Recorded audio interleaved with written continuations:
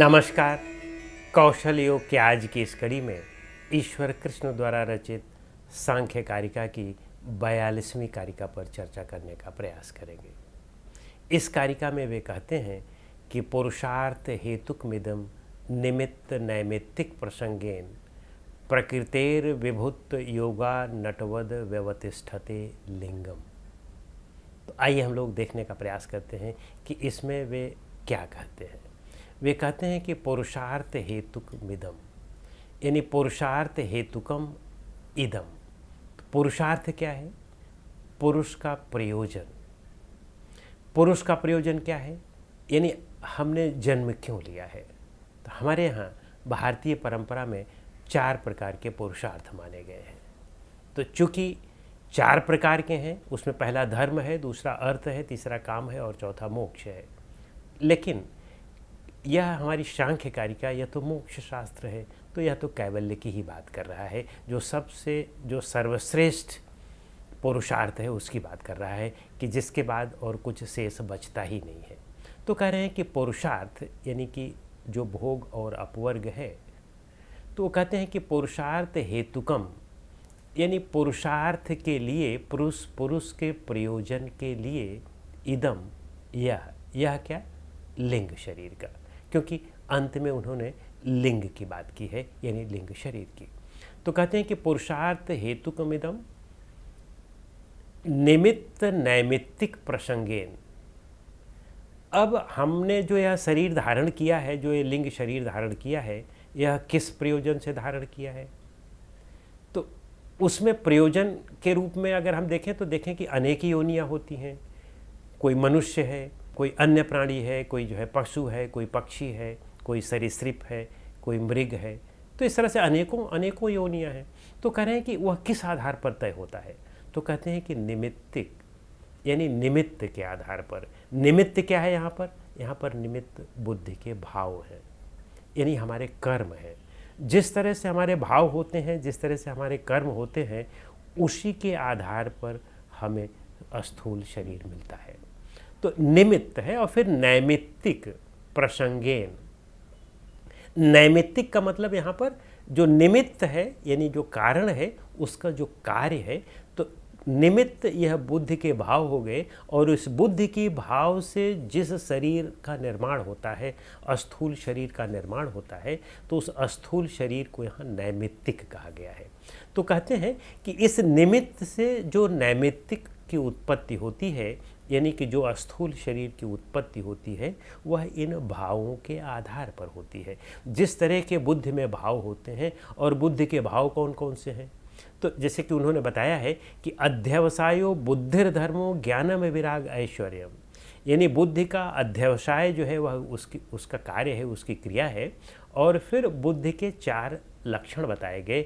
वह सात्विक बुद्धि के 4 लक्षण और तामसिक बुद्धि के 4 लक्षण ठीक उसके विपरीत हैं। वे कौन कौन से हैं? धर्म, ज्ञान, विराग और ऐश्वर्य। और इसका ठीक विपरीत धर्म का अधर्म, ज्ञान का अज्ञान, विराग का राग और ऐश्वर्य का अनैश्वर्य। तो इस तरह से 8 बुद्धि के धर्म हुए।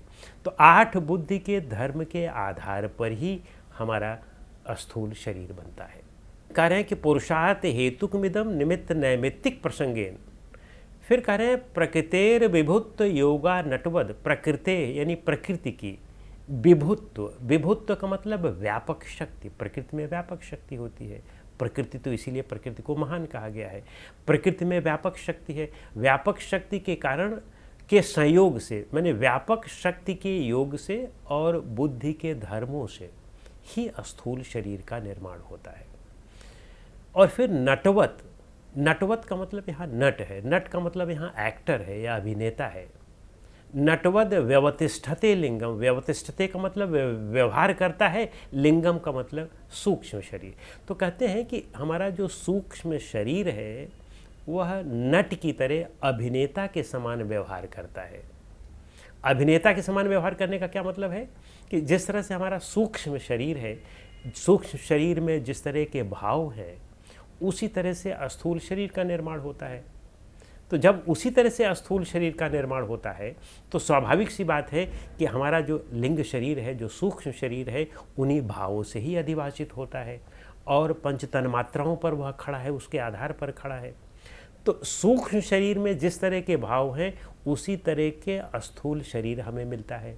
तो अगर बुद्धि के सात्विक भाव हैं तो स्वाभाविक सी बात है कि हमें जो है मनुष्य का शरीर मिलता है, अच्छे मनुष्य की योनि मिलती है। और अगर राजसिक भाव हैं तो स्वाभाविक सी बात है कि हमें दुख वाले उस योनियों में जाना होता है कि मनुष्य में ही हम दुख की योनि में पड़े हुए हैं, बड़े रजोगुणी हैं। और अगर तामसिक भाव है तो हम अन्य प्रकार की योनियों में जन्म लेते हैं, जैसे पशु पक्षी के रूप में जन्म लिया, या मृग के रूप में, वाइल्ड एनिमल के रूप में जन्म लिया, या सरीसृप जो सरकने वाले प्राणी होते हैं उनमें जन्म लिया। तो कहने का मतलब है कि जिस तरह के भाव होते हैं उसी तरह के हमारा सूक्ष्म शरीर होता है, और सूक्ष्म शरीर जो है वह अभिनेता के समान कार्य करता है। जैसे अभिनेता क्या होता है कि एक ही व्यक्ति जब वह राम कहीं रामायण में रोल प्ले कर रहा है, राम का रोल प्ले कर रहा है तो राम की तरह रहता है, और अगर वह कहीं पर रावण की तरह रोल प्ले कर रहा है तो रावण की तरह कार्य करता है, या वह महाभारत का रोल प्ले कर रहा है, भीम की तरह कर रहा है तो भीम की तरह एक्शन करेगा, भीम की तरह एक्टिंग करेगा, और यदि यह दुर्योधन की तरह है तो दुर्योधन की तरह एक्टिंग करेगा। यानी जिसको जो रोल दे दिया जाता है उस हिसाब से वह एक्ट करता है। उसी तरह से हमारा सूक्ष्म शरीर जिस तरह के उसमें भाव है उसी तरह का वह एक्ट करेगा। तो यदि उसे पशु पक्षी का शरीर मिल गया तो वह पशु पक्षी की तरह एक्ट करेगा, यदि उसे मनुष्य का शरीर मिल गया तो वह मनुष्य की तरह एक्ट करेगा, यदि उसे अन्य प्रकार की योनियों का शरीर मिल गया तो अन्य तरह से एक्ट करेगा। तो हमें जो हमारा स्थूल शरीर मिलता है, जो स्थूल शरीर हमारा कार्य है जिसे हम नैमित्तिक कहते हैं, वह मूलतः सूक्ष्म शरीर से चालित होता है, और सूक्ष्म शरीर वह चालित होता है बुद्धि के धर्मों से। तो बुद्धि के धर्म जिस प्रकार के हैं उसी प्रकार का आपको शरीर मिलता है, कहने का अभिप्राय यह है। और वह जो हमारा सूक्ष्म शरीर है जिसमें बुद्धि के धर्म निहित हैं, वह एक्टर के समान कार्य करता है, अभिनेता के समान करता है कि उसको जैसा स्थूल शरीर मिल गया, यानी कि ऐसा उसका भाव था तो उसको वैसा ही स्थूल शरीर मिलेगा, और जैसा स्थूल शरीर मिलेगा उसी तरह का वह व्यवहार करेगा, उसको जिस तरह का रोल मिला उसी तरह का वह आचरण करना शुरू कर देता है। तो कहने का मतलब कि लिंग शरीर वह अभिनेता के समान होता है कि उसको जैसा उसका कर्म हुआ उसी तरह से उसको शरीर मिला और फिर उसी तरह से उसको व्यवहार करना पड़ता है। तो अगर वह गोट के रूप में, बकरी के रूप में जन्म लिया तो म्याऊं म्याऊं करेगा, लेकिन अगर उसका लिंग शरीर उसे शेर के रूप में जन्म लेता है तो वहाँ वह उस शेर की तरह दहाड़ मारेगा। तो कहने का मतलब कि वह जिस तरह का उसको स्थूल शरीर मिला है भाव की वजह से वह उसी तरह का व्यवहार करता है। तो इस तरह से इस कारिका के विषय में इतना ही। अगली कारिका के लिए हम लोग अगली कड़ी में मिलते हैं। नमस्कार।